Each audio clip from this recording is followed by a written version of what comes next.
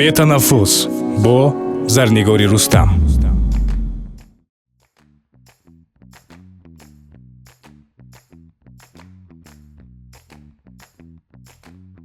ассалому алайкум мегӯем бори дигар ба ҳамаи он нафароне ки навакак тоза ба мавҷи 94.4 FM радиои ҳамсаду пайваст шудед.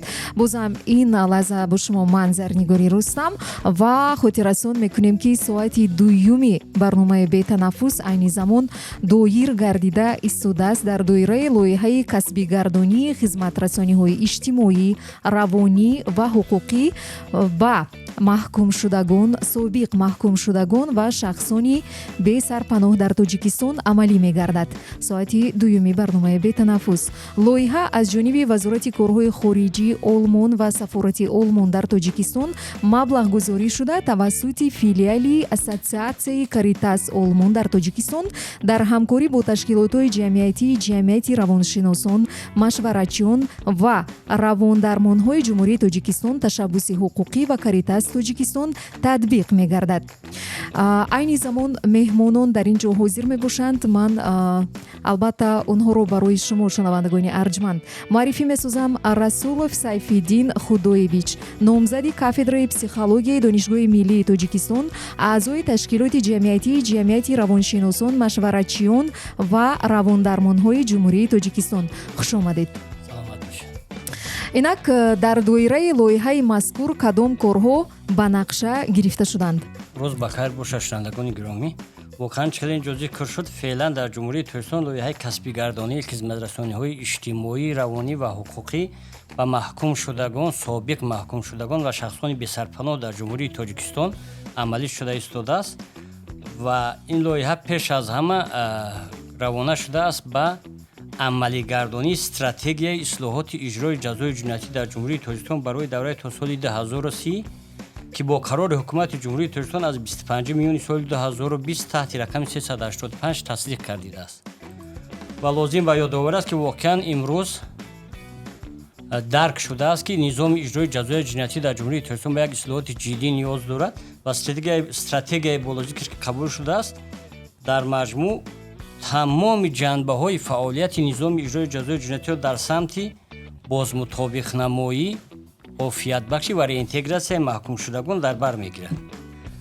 Ва тибқи ин стратегия маҳз дар худи ҳамин стратегия қайд шудааст ки ҷустуҷӯ ва истифодаи шаклҳо, методҳо ва механизмҳои нави кори иҷтимоии психологӣ бо маҳкумшудагон ба сифати воситаи асосии ислоҳнамоии онҳо бояд истифода бурда шавад.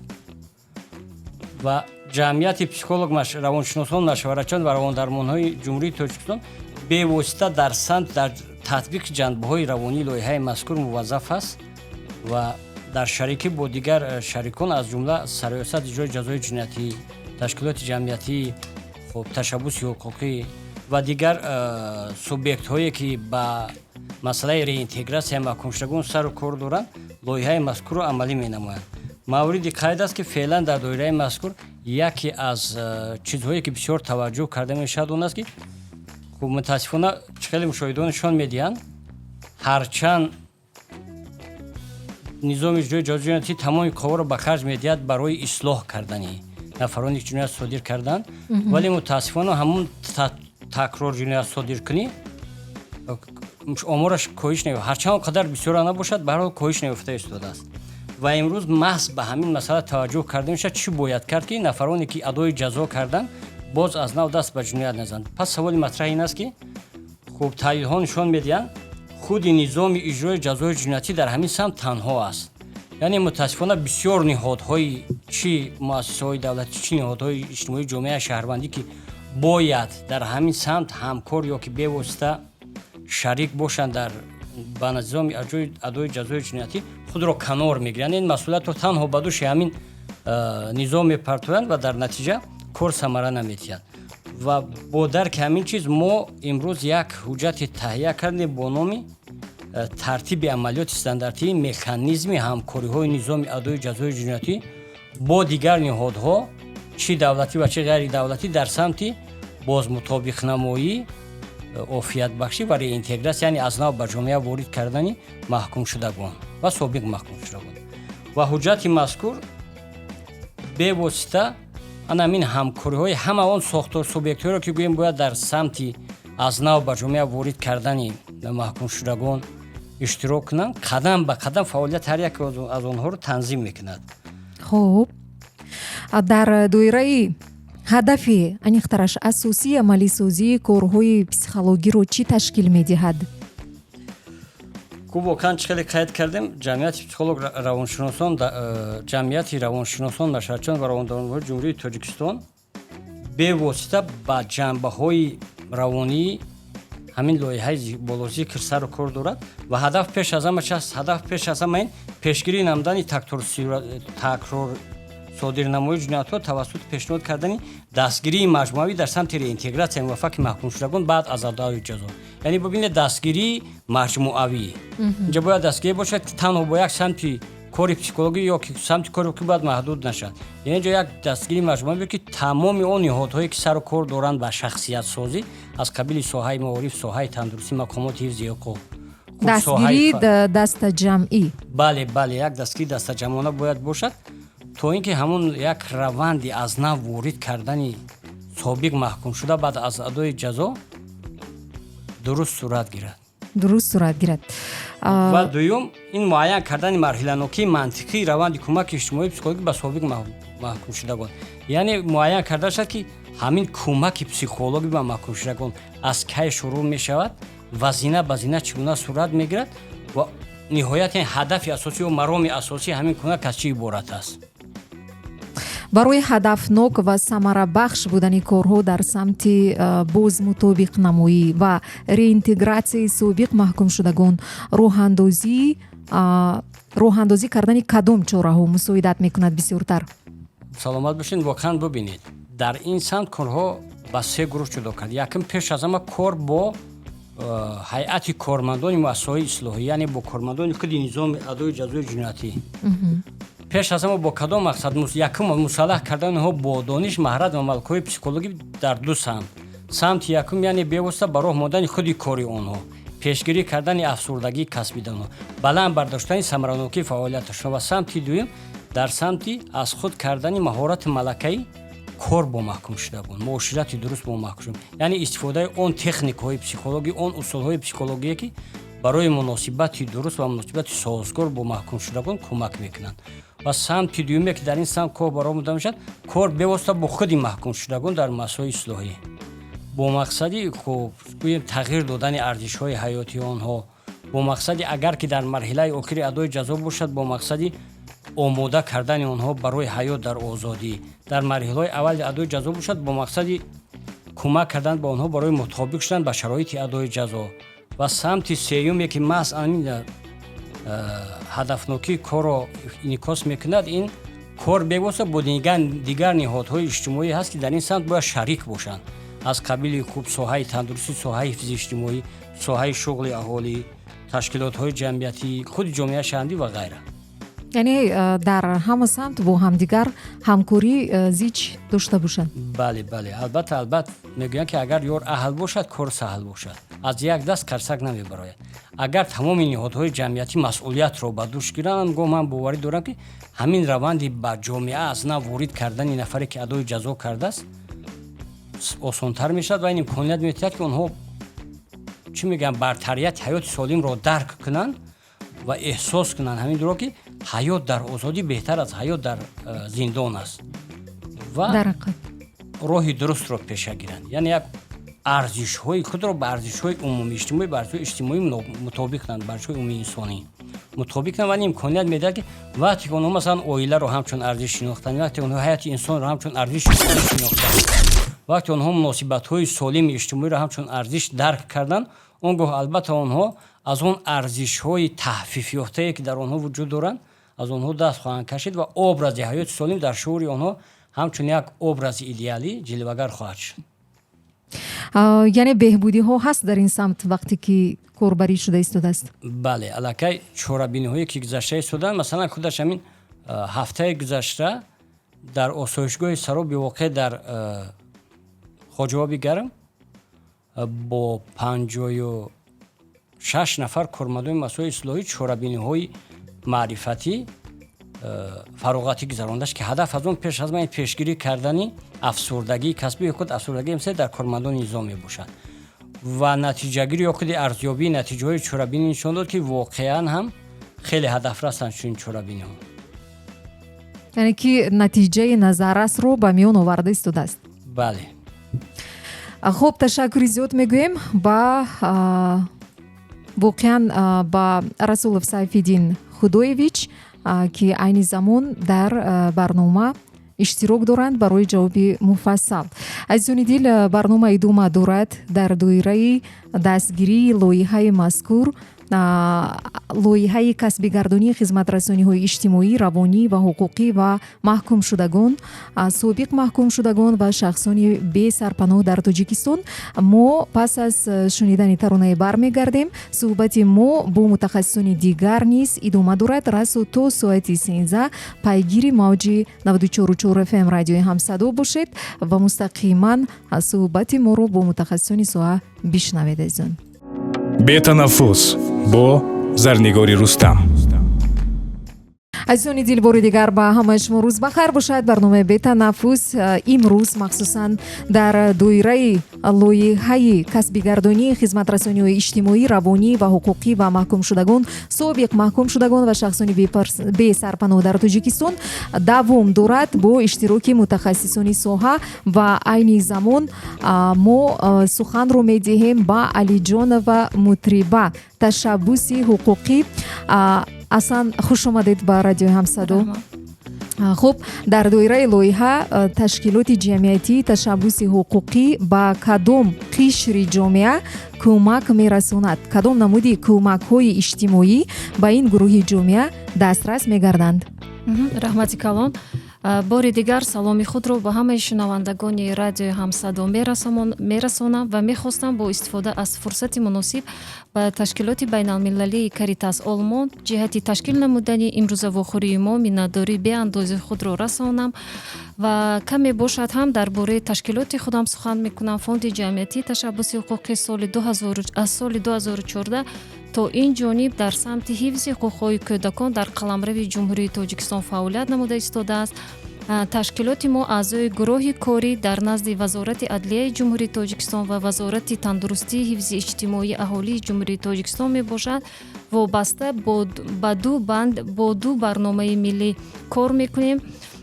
ما با کودکانی که با عدالت سودی روبرو گردیدند، کودکانی جبردیده و شاهد جنایت هستند و کودکانی که در مؤسسه های پوشیده و نیم پوشیده قرار دارند یاری حقوقی، روانی و اجتماعی میرسانیم. غیر از این تشکیلات ما اعضای گروه ائتلاف جامعه شهروند ضد شکنجه و بی‌جزایی در تاجیکستان بوده و جبردیدگان شکنجه و اعضای عائله آنها برای برقرارسازی سلامتی یاری خود را میرساند. چه خیلی که پرزیدنت جمهوری تاجیکستان پیشوای ملت محترم امامعلی رحمان بارها قید نمودند که کودکان و نورسان برای رشد آینده ملت و کشور نقش مهم را میبازد و حفظ حقوق‌های آنها وظیفه هر یک فرد جمهوری تاجیکستان به شمار میرود. اقدام‌های پیوسته پرزیدنت جمهوری تاجیکستان پیشوای ملت محترم امامعلی رحمان به تامین حیات آسایشته کودکان، تامین و رعایت حقوق و آزادی آنها در روحیه مهر و محبت به وطن و همچون نسل سالم و سازنده تربیت یافتن کودکان روانه گردیدند. نوابسته از دستاوردها و چاره‌بینی‌های بالا ذکر، حکومت کشور موافق مقصد شمارید که اصلاحات در نظام عدالت سودی نسبت کودکان ادامه داده شود. با این مقصد با قرار حکومت جمهوری تاجیکستان 30 ایون سال 2023 تحت رقم 310 برنامه اصلاحات نظام عدالت سودی نسبت به کودکان برای سالهای 2023 و 2027 قبول کرده شد. هدف برنامه مذکور به معیارها و استانداردهای بین المللی مطابقت نمودن قانونگذاری و عملیات در ساحه عدالت سودی نسبت به کودکان بوده، به حفظ حقوق و آزادی‌های کودکان، کاهش دادن سطح حقوق ویرانکنی، تکرارن صادر نمودن حقوق ویرانکنی و توانبخشی و همگرایی اجتماعی کودکان روانه کرده شده است. تشکیلات ما از سال 2023 همکاری زیچ را با تشکیلات بین المللی کاریتاس آلمان شروع نمود. шурӯъ намуда лоиҳаи касбигардонии хизматрасониҳои иҷтимоӣ, равонӣ ва ҳуқуқӣ ба маҳкумшудагон, собиқ маҳкумшудагон ва шахсони бесарпаноҳ дар Тоҷикистонро аз рӯи ду барномаи миллӣ, яъне барномаи ислоҳоти низоми адолати судӣ нисбат ба кӯдакон барои солҳои 2023 ва 27, банди 17, яъне бо равоншинос таъмин намудани муассисаҳои маҳрум сохтан аз озодӣ ва маҳдуд кардани озодӣ ва барномаи миллӣ оид ба тавонбахшӣ ва ҳамгироии иҷтимоии ноболиғоне дар муассисаҳои маҳрум сохтан аз озодӣ ё маҳдуд кардани озодӣ адои ҷазо намуда барои солҳои 2020 ва 2024 амалӣ намуда истодаем. дар ин раванд ман гуфта метавонам ки як қатор корҳои назаррас то имрӯз ба анҷом расонида шудаанд. аз моҳи марти соли 2023 ба муассисаи тарбиявии ноболиғони шаҳри Душанбе ва муассисаи занонаи шаҳри Нораки сарраёсати иҷрои ҷазои ҷиноятии Вазорати Адлияи Ҷумҳурии Тоҷикистон барои маҳкумшудагон, равоншинос ва корманди иҷтимоӣ барои кор ба онҳо аз рӯи лоиҳа ҷудо карда шуда буданд. дар давраи амалисозии лоиҳа ба якчанд нафар маҳкумшудагон, ноболиғон ва занон ёрии равонӣ ва иҷтимоӣ расонида шудаанд. бо маблағгузорӣ бевоситаи ташкилоти байналмилалии Каритас Олмон дар муассисаи тарбиявии ноболиғони шаҳри Душанбе ба маҳкумшудагон ноболиғон курсҳои кӯтоҳмуддат ба монанди номпазӣ, қаннодӣ, челонгаронӣ, кафшергарӣ, андовачӣ ташкил шуда буданд. таҷҳизотҳои лозима, яъне масъулиятҳои сохтмонӣ маҳсулот барои номпазӣ ва қаннодӣ аз тарафи Каритас Олмон ба муассиса пешниҳод карда шуда буданд. бо Вазорати меҳнат, муҳоҷират ва шуғли аҳолии Ҷумҳурии Тоҷикистон шартномаи сетарафа баста шуда буд.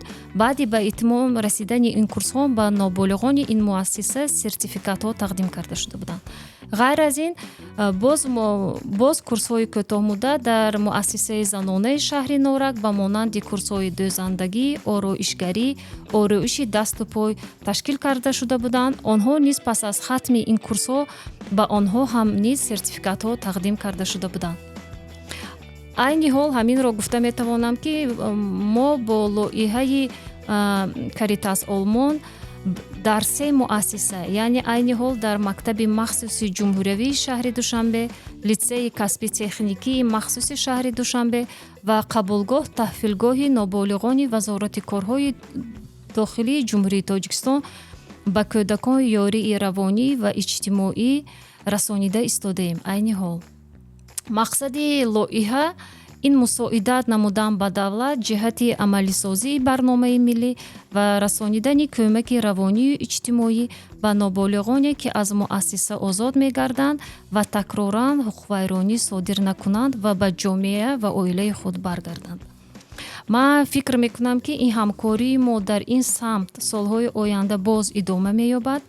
хуб мешуд ки ба ин муассисаҳои мазкур на танҳо равоншинос ва корманди иҷтимоӣ, балки ҳуқуқшиносро низ ҷалб кунем. ман фикр мекунам ки ёрии ҳуқуқшинос дар ин ҳолат бояд ҳатмӣ бошад, чунки баъд аз озодшавии кӯдак бояд ки ҳуқуқшинос бо кӯдак ва оилаи ӯ дар берун аз муассиса бояд кор кунад. вазифаи ташкилоти мо дар ҷараёни амалисозии барномаҳои зикргардида аз он иборат мебошад ки дар фаъолияти минбаъдаи худ бо созбонҳои байналмилалӣ ҳамкории самаронокро ба роҳ монда, бо дар назардошти талаботи ҷомеаи имрӯза кӯшиш намоем, то ки мушкилотҳои ҷойдошта дар самти мазкур ҳалли худро ёбанд. хуб, гуфтед ки курсҳои кӯтоҳмуддат пешниҳод шудааст. ин курсҳо то имрӯз чӣ натиҷаҳои назаррасе ба даст овардааст ва кӯтоҳмуддат давомнокиашон аз рӯи вақт чӣ қадар вақтро ташкил медиҳад? мо курсҳои кӯтоҳмуддат гуфта ҳаминро дар назар дорем ки ин курсҳо дар давоми 3 моҳ ташкил метиҳанд. Аҳа. дар давоми 3 моҳ ба кӯдакон ва занҳо мутахассисоне ки аз тарафи вазорати меҳнат ва шуғли аҳолӣ ҷудо карда мешаванд, бо онҳо кор мекунанд, касбомӯзиро ёд медиҳанд, ба онҳо сертификат дода мешавад.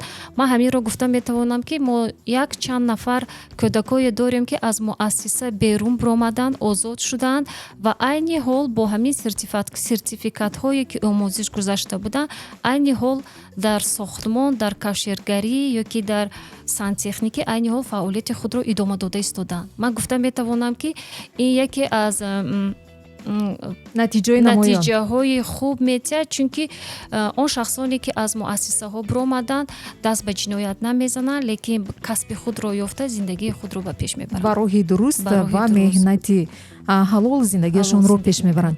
Ташаккури зиёд мегӯем ба Алиҷонова мутриба аз ташаббуси ҳуқуқӣ. Бори дигар хушомадед. ва ин лаҳза азизон, пас аз шунидани боз таронаи мо бармегардем. барнома идома меёбад то соати расои 14. пайгири мавҷи 94.4 FM радиои ҳамсадо бимонед. бетанаффус бо Зарнигори Рустам. азизони дил, идома дорад барномаи бетанаффус. имрӯз албатта дар доира ва дастгирии лоиҳаи касбигардонии хизматрасониҳои иҷтимоӣ, равонӣ ва ҳуқуқӣ ба маҳкумшудагон, собиқ маҳкумшудагон ва шахсони бесарпаноҳ дар Тоҷикистон мебошад. айни замон суҳбати мо боз давом меёбад бо Қодирова Зебо, Каритас бо Тоҷикистон. хушомадед мегӯем шуморо ба эфири радиои ҳамсадо. саломат бошед. инак мо чун ҳамешагӣ барои гирифтани маълумоти муфид ва зарурӣ аз шумо барои ҷомеа ва барои шунавандагон саволи нахустинро пешниҳод мекунем. нақши ана ҳамин ширкати Каритас Тоҷикистон дар амалисозии лоиҳа дар чист, кадом мақсад ва вазифаҳоро амалӣ мегардонад? ташаккур. аввало саломи худамро ба шунавандагони радиои ҳамсадо расонданӣ ҳастам ва мехоҳам ки маълумотиам дар бораи ҳамоҳангсозии лоиҳаи марказии иҷтимоӣ ки Каритас Тоҷикистон ҳозир кор карда истоданд. ин пеш аз ҳама лоиҳа ба ҳаёти муқаррарӣ баргардондани шахсони бесарпаноҳ.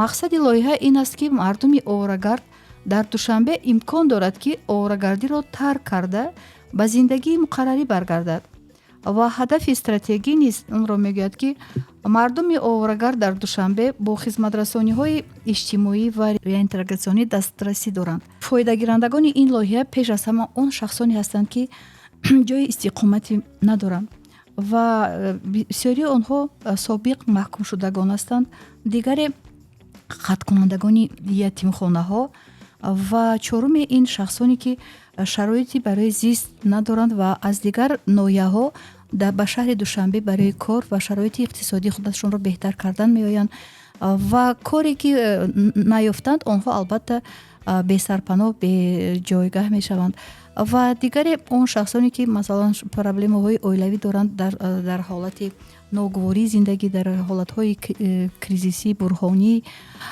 онҳо низ дар як ҳолатҳое мешаванд ки бехона мемонанд ва албатта ҷои рафтан надоранд.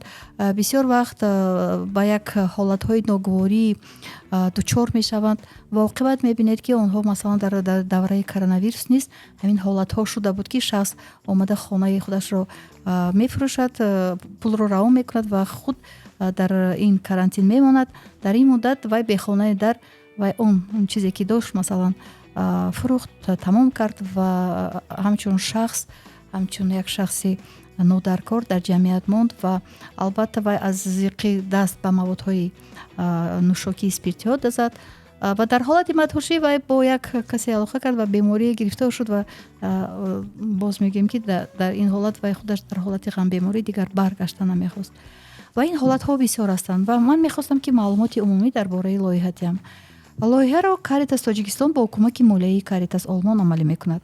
Каритас Тоҷикистон ба оварагардон аз соли 2009 дар чаҳорчӯбаи лоиҳаи марказии иҷтимоӣ ки бо пиронсолон ва шахсони бо имкониятҳои маҳдуд фаъолият мебарад амалӣ гардонда истода буд ва қадамҳои аввалини лоиҳа аз соли 2009 то 2011 ин бо якҷоягии вазорати тандурустӣ ва ҳифзи иҷтимоии аҳолӣ буданд. Солҳои 2013-2014 ҳадафи лоиҳа кушодани маркази иҷтимоӣ барои оварагардон ва омода намудани бино ва таҷҳизотҳо дар заминаи офиси Каритас дар шаҳри Душанбе мебошад. солҳои 2015-21 Каритас Тоҷикистон дар Душанбе як муассисаи махсусгардонидашударо барои реинтегратсияи оварагардон боз кард. Ва савол ба миён меомад, ки сабаби оварагардӣ чӣ бошад? Пеш аз ҳама ин мушкилоти оилавӣ, зӯроварии оилавӣ, гум шудани ҳуҷҷатҳо, аз даст додани кор, аз даст додани имкониятҳои иҷора, як хел истифода бурдани маводҳои машруботӣ дар ҳолатҳои шароити вазнии зиндагӣ ё ки дар шароитҳои проблемаҳои мушкилотҳои иқтисодии иҷтимоӣ ба вазъияти душвории зиндагӣ ворид шудан, муҷаррад шудан, рад кардани хӯшавандон ва бисёр вақт қурбонии савдои шахсоне ки онҳоро ҷамъ мекунанд. Албатта бисёр вақт дар байни ҷавонон дида мешавад, ки онҳоро ҷамъ карда мебаранд барои кор ва ҳуҷҷатҳои онҳоро намедиҳанд ва онҳо бесарупо, бехонаи дар ва ҳамчун оварагард бисёр вақт онҳоро дар дигар давлатҳо депортатсия мекунанд, онҳо бармекарданд ва беҳуҷҷат онҳо як шахси нодаркорӣ мешаванд. Ва асос мушкилоти оварагардон дар Душанбе ин мисли дигар ҷойҳое ҳаст, ки хеле хос аст ва онҳоро метавонем ба чунин нуқтаҳо коҳиш диҳем. Масалан, боз мегӯем, ки онҳо ҳатто як шароити гигиенаи шахси худро қабул кардан надоранд.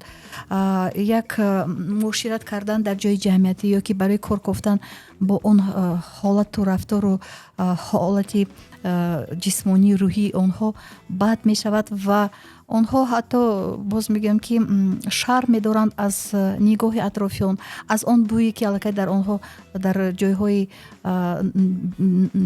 ифлос зиндагӣ мекарданд ва албатта онҳо шарм мекунанд, ки дар ҷойҳои ҷамъиятӣ бошанд ва бисёр вақт онҳо зиндагии худашонро бо фурӯхтани бахлашгоҳ, дар кофтани партофгоҳҳо мегузаронанд. Ва гуфта мумкин аст, ки пеш аз ҳама он чизе ки мо ба онҳо кӯмаки асосӣ медиҳем, ин пеш аз ҳама кӯмаки иҷтимоӣ ба монанди шустушӯи либосҳо, шустани хусусан дар фасли сармо, зарурати барқарор кардани ҳуҷҷатҳои гум шуда ва адвокат маслиҳати ҳуқуқӣ додан ва албатта дастгирӣ ба воситаи алоқа, кӯмак дар дарёфту хешу таборҳо ва набудани хадамоти тавонбахшӣ. Дар мо духтур ҳам кор мекунанд, онҳо яъне ки кӯмаки аввалини тиббӣ ҳам мерасонанд, чунки онҳо бисёр вақт дар фасли зимистон бо пойҳои ях карда шуда ё ки яраҳое ки аллакай музмин шуданд, варам карданд ва онҳо ҳатто боз мегӯям, ки қобилияти ба муроҷиат кардан ё ки ба шарбаи худашон надоранд. Ва албатта пеш аз ҳама ҳамин набудани манзил дар рӯзҳои сарди шадид ва вақте ки онҳо ҳуҷҷатҳои худашонро гум мекунанд, онҳо аллакай хонаи фурӯхта бошанд. Агар масалан шахсоне ҳастанд, ки аз маҳбусӣ мебаранд, онҳо хонаи дар падару модари волидайн аллакай вафот карданд, хешу таборое ки буданд, масалан янгами он кас фурӯхтааст хонаро, дигар шаҳр рафтааст, онҳо мебаранд, мегӯянд, ки ман хонаи дар надорам, аллакай бехонаи дар мондам. Ва тасаввур кунед, ки ин хел шахсон дар ҷамъият камки зиёд шуда истодааст ва нисбати инҳо бисёр вақт муносибат дигар буд. Онҳоро мегуфтанд, ки онҳо тамбаланд, онҳо қобилияти хуши кор кардан надоранд, онҳо одат карданд ба ин зиндагӣ. Вале афсӯс, ки на ҳамаи онҳо ҳаст хоҳишмандоне, ки аз ин роҳ баромадани ҳастанд, аз ин мушкилот баромадани ҳастанд ва албатта бо дастгирии ҳамин хел марказҳое, ки вақте ки ҳуқуқшиноси мо ба онҳо ёрӣ мерасонад, маслиҳатҳои муфид медиҳад, ёрӣ мерасонанд барои ҳуҷҷат кардан, дастгирӣ мекунанд барои табобат. Масалан як шахсе буд, ки аз волидайнашро гум карда, оилашро мехоҳад, ки ба Федератсияи Россия гусел кунад ва худаш бо модари пир мемонад. Вале афсӯс, ки завҷааш дар он ҷо вафот мекунад, фарзандояшро холааш мегирад ва аз ин шахс рӯй мегардонад, вай намедонад, ки дигар куҷо равад. Ва албатта вақте ки аз ғаму аз ғуссаю аз дигару дигар вай бемор аст, бемор шуд ва мо дастгирӣ кардем, онро ҷарроҳиам кардем, дастгирии тиббиам карда шуд ва вай шахс аллакай дар ҷомеа як шахси беҳтарин, чунки пеш вай худаш ронанда буд ва вақте ки нури чашмашро баргардонданд ва вақте ки ба вай дастгирии ҳам рӯҳӣ ҳам ҳуҷҷатҳояшро карданд, вай кор ёфт, вай кор кард ва албатта як шахси солим дар ҷомеа шуд. Чунки агар мо ин хел шахсиятҳоро дастгирӣ накунем, баъдтар ин яке аз яке статистикае ки дар байни бемориҳои тиббӣ меравад, ин неинфексиони бемориҳои ғайрисироятӣ мегӯянд, ин ҳам бемориҳои майзадагӣ, нашавандӣ, қанд ва дигарҳо зиёд шуданаш мумкин ва пеш аз ҳама ин маркази мо дастгирӣ мекунад. бештари кӯмакгирандагон бештар бо кадом мақсад ба маркази хизматрасонии иҷтимоӣ муроҷиат мекунанд? Он нафароне ки кӯмак мехоҳанд, асоси мақсадашон дар кадом самт кӯмак гирифтан аст? пеш аз ҳама самте ки онҳо мехоҳанд ки мушкилоти худро бо касе кушода кунанд ва дастгирӣ бинанд. Чихел ки маълим дар аввал гуфтанд, қарсак дутарафа мешавад. Вақте ки онҳоро ҳеҷ кас гӯш карда намехоҳад, дастгирӣ намекунад ва онҳоро ҳамчун як шахси нокас ё як шахси ифлос ё дигар аз ҷамъият дур мекунанд, бетараф мемонанд, албатта онҳо аллакай ҳолати рӯҳӣ бад чӣ гӯям рӯҳ афтода ва аз ҳаёт дилмонда мешаванд. Дуруст. ва албатта онҳо ба кӯмаки ёрӣ вақте ки мебиёнд мегӯянд ки хайрият марказе ёфт шуд ки моро гӯш мекунанд, дастгирӣ мекунанд, ба мо либосҳои тоза медиҳанд ва сарупояшон мебаранд. Парикмахерамон сартароше аст ки онҳоро ба тартиб меорад ба шакли одамӣ, яъне ки дар дилашон умед ба зиндагӣ пайдо мешавад. албатта умед пайдо мешавад. Албатта онҳо ҳуҷҷатҳояшонро мекунанд. Вақте ки як мушкилот дар он аст ки ҳамоҳангсозии ҳамин структураҳое ки мо мехоҳем ки кушодтар кунем.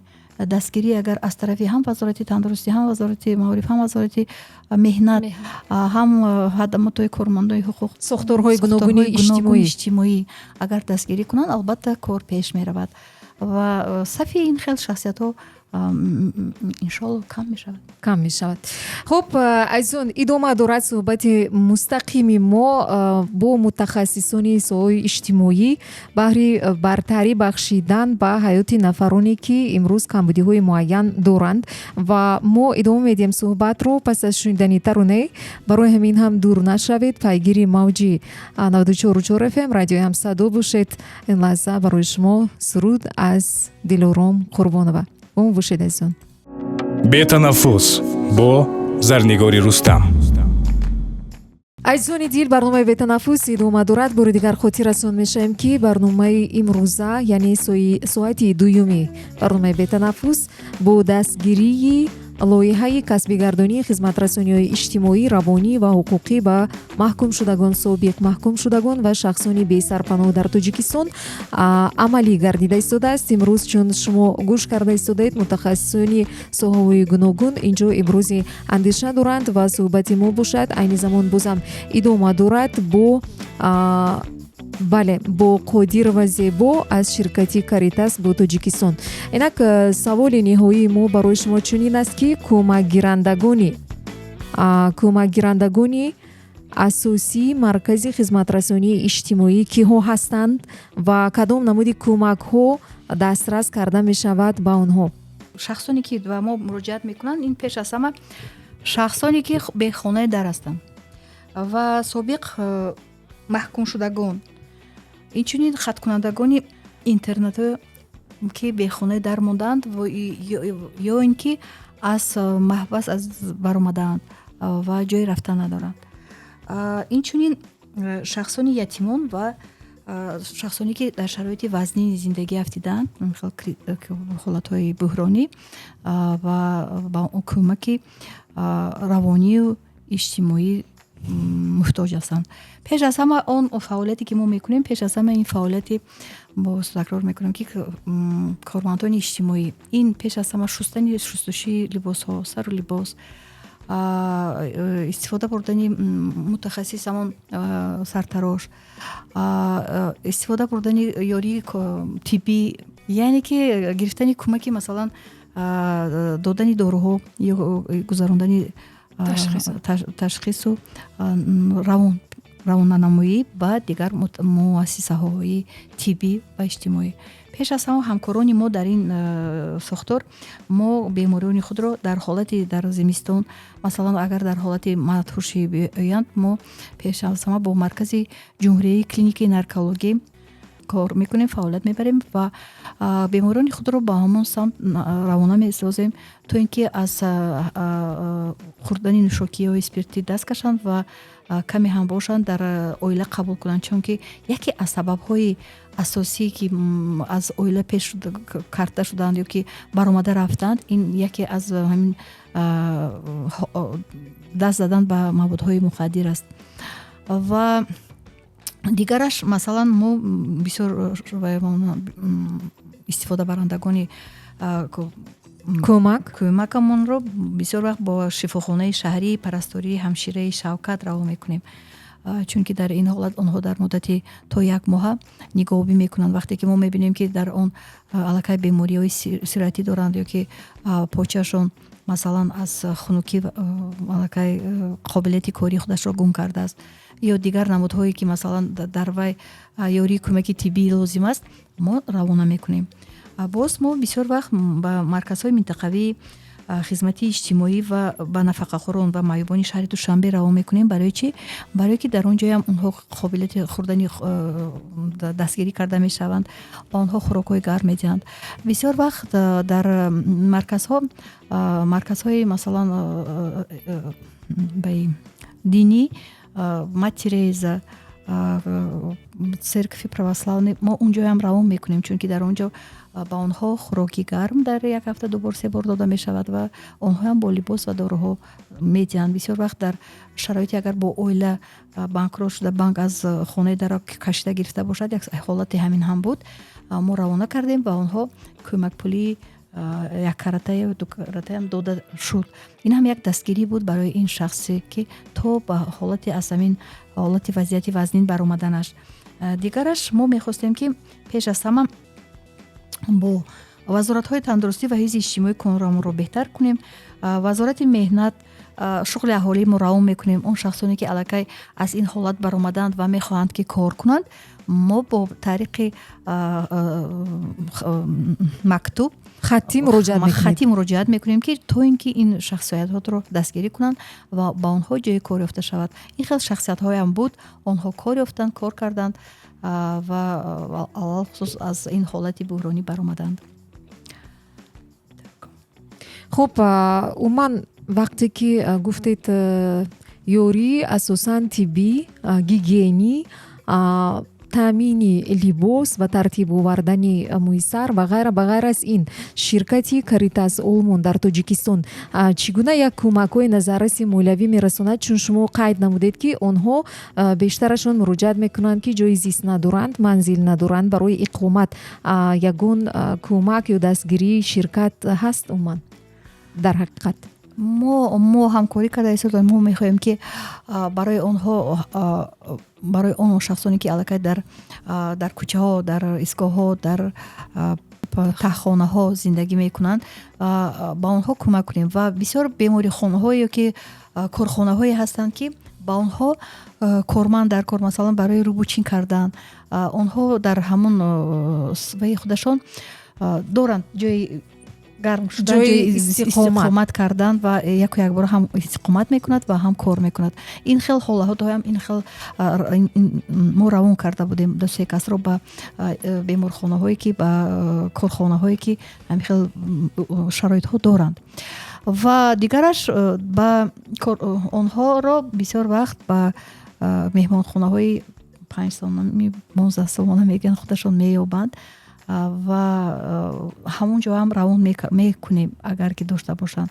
Масалан шахсоне ки гирифтори бемории сироятӣ бошанд, барои кӯмаки ёрии тиббӣ онҳоро ба марказҳои ҳамин самтҳо равон карда мешавад. умуман худи ҳамин ширкат бо ягон намуд меҳмонхонами ё ягон гӯем объектҳои калони иҷтимоӣ ки дар он ҷо зиндагӣ карданд муваққатан то ба як давраи барқарорсозии рӯҳӣ психологӣ ба кор омода шуданд, ягон ҳамкорӣ дорад дар Тоҷикистон бо ягон намуд меҳмонхонаҳо объектҳои калони иҷтимоӣ ки одамоне ки мебиёянд худашон мустақиман бевосита ба он ҷо равон кунанд ва як зисти муайянро шароитро бароишон фароҳам оранд. бисёр хуб мешуд, албатта ин беҳтарин мешуд, вале ҳозираш ба нест дар нақша ҳаст ки ба он корхонаҳо масалан ба ё хонасозоне ки доранд шароит ва дастиёрӣ дароз карда тавонанд, мо боз мегӯем ки дар аввал ки мо мехоҳем ки ин кори самти худамонро кушод кунем ва дастгирӣ аз ҳар сохторҳо бетараф набошанд ва дастгирӣ ки кардан албатта мо мекунем. ва ҳаст марказҳое ки дар маркази ва кумитаи занҳо масалан хонаҳое ки барои занҳое ки масалан зӯроварӣ карданд дар оила онҳо доранд барои занҳо. ду нафар зан низ аз Федератсияи Россия бо фиреби мард омада будааст ва бо 5 фарзандаш ва ин ҷо яъне ки зани аввалаш вайро пеш кард ва вай бо кӯдаконаш дар кӯча намонад гуфта мо ҳамкорӣ кардем, мо хат навиштем, мактуб навиштем ва он кас шахсонро масалан бо дастгирӣ марказҳои мом шелтерҳо марказҳои ки дастгирӣ мекунанд бо ин зӯровариҳои дигар кор карда шуд ва албатта вай ба ватани худаш баргашт. беҳтарин аст. Ташаккури зиёд мегӯем ба шумо. Ин суҳбати мо бо мутахассисони соҳа Қодир ва Зебо аз ширкати Каритас бо Тоҷикистон ва ҳамчунин Алиҷонова мутриба ташаббуси ҳуқуқӣ ва боз Расулов Сайфиддин Худоевич номзади кафедраи психологияи Донишгоҳи Миллии Тоҷикистон, аъзои ташкилоти ҷамъияти равоншиносон, машваратчиён ва равондармонгоҳи Ҷумҳурии Тоҷикистон. бори дигар ҳамаи шуморо ба барномаи Бетанаффус хушомадед мегӯем ва марамат таманниёти ҳар яки шумо дар алоҳидагӣ ба ҳамаи он нафароне ки ин лаҳза гӯш карда истоданд мову шуморо ва махсусан ба нафароне ки дар ҳамин ҳолатҳои ногувор душвор дар зиндагӣ қарор доранд чӣ тавсия маслиҳатҳо доред? мешунавем. бори дигар дуруд арз мекунем ба шунавандаи гиромӣ. воқеан имрӯз вақти он фаро расидааст ки ҳар яки мо яъне ҳар як шаҳрванди ҷумҳурии Тоҷикистон дар кору пайкори хеш амалӣ созандаи ҳамон принсипи инсондӯстие бошад ки дар саркати сиёсати роҳбарияти олии кишвар аз ҷумла пешвои маззаи миллат қарор дорад ва ҳама он корҳое ки имрӯз мо қайд кардем амалӣ мешаванд дар доираи татбиқи стратегияи ислоҳоти низоми адои ҷазои ҷиноятӣ дар ҷумҳурии Тоҷикистон маҳз равона шуданд ба ҳамин гуманикунонии раванди ислоҳоти яъне низоми адои ҷазои ҷиноятӣ то ҳамин принсипи гуманизм яъне принсипи инсондӯстӣ ки аз умқи таърих дар саргаҳи зиндагии мардуми тоҷик қарор дошт ва имрӯз бисёр хуб тарғиб мешавад, ҳамин чиз ба эътибор гирифта шавад ва мо як кӯмак кунем ба он нафарон барои баргаштан ба ҳаёти солим ва бартарӣ бахшидан ба он ки онҳо бартарияти ҳаёти солимро дарк кунанд ва худро ҳамчун як узви комили ҳуқуқи ин ҷомеа эҳсос кунанду ба ҳаёти солим баргарданд ва саҳмгузор бошанд дар ободии ватан, дар пешрафти ватан. саломат бошед. хуб инак таманниёт аз Алиҷонова мутриба ташаббуси ҳуқуқӣ. маромад. бори дигар миннатдории худро ба радиои ҳамсадо ва ба ташкилоти байналмилалии Каритас мо барои ин гуна вохӯрӣ миннатдории худам мерасонам. саломат бошед. ва гуфтаниам ки ташкилоти ташаббуси ҳуқуқӣ омода аст ки он занҳо ва он кӯдаконе ки аз муассисаҳо биромаданд ҳамавақт дасти ёрӣ дароз кунанд. мо ҳам ҳуқуқшинос дорем дар ташкилот, ҳам равоншинос дорем. бо ҷалби равоншинос, корманди иҷтимоӣ ман фикр мекунам ки он шахсоне ки имрӯз бо ҳамин хел камбудиҳо рӯбарӯ мешаванд, мо омодаем ки ба онҳо ёрии худро расонем. Ташкилоти мо дар шаҳри Душанбе дар бинои тоҷик матлубот қарор дорад. Дар ошёнаи шашум утоқи 605 он шахсоне ки моро айни ҳол мешунаванд ва ба кӯмак ниёз доранд метавонанд ки ба суроғаи мо муроҷиат кунанд. ҳатман ёрии худро мо мерасонем. ташаккури зиёд бону, зинда бошед. ва ин лаҳза бозам намоянда Қодирова Зебо аз ширкати Каритас бо Тоҷикистон. муаллимаи азиз, таманниёти шумо ба ҳамон нафароне ки ин лаҳза дар анамон гуна ҳолатҳои душвору ногувори зиндагӣ қарор доранд чӣ аст ва умуман ба тамоми тоҷикистониён чӣ гуфтанӣ ҳастед? пеш аз ҳама гуфтанӣ ҳастам ки мо тоҷикон дар ҳама вақт дар таърих ҳам пеш будем, тоҷ будем, аввал будем ва мехостам ки пеш аз ҳама он дар фарҳанги тоҷикӣ ки муҳаббат, дастгирии оилаҳо ҳамин чиз гум нашавад.